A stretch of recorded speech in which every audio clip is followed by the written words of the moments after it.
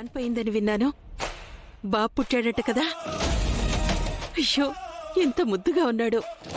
మీతో పేరు పెట్టిద్దామని వచ్చామమ్మా. అవునా, చాలా సంతోషం.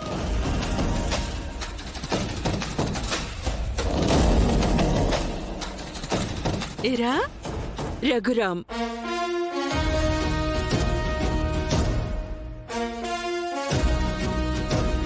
చాలా బాగుందమ్మా.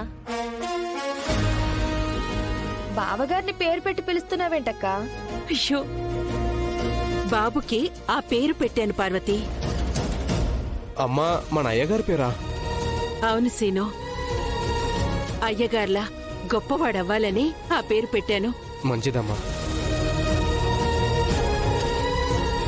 ఒక నిమిషం ఉండండి, ఇప్పుడే వస్తాను.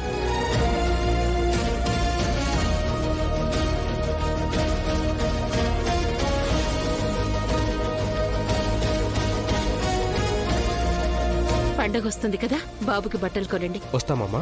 మంచిది. చాలా మంచి పేరు పెట్టావమ్మా.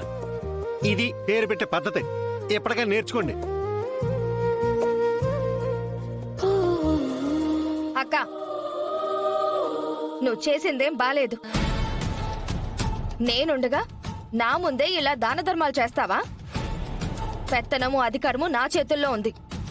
అది కాదు పార్వతి, మొదటి కాన్పన్నారు.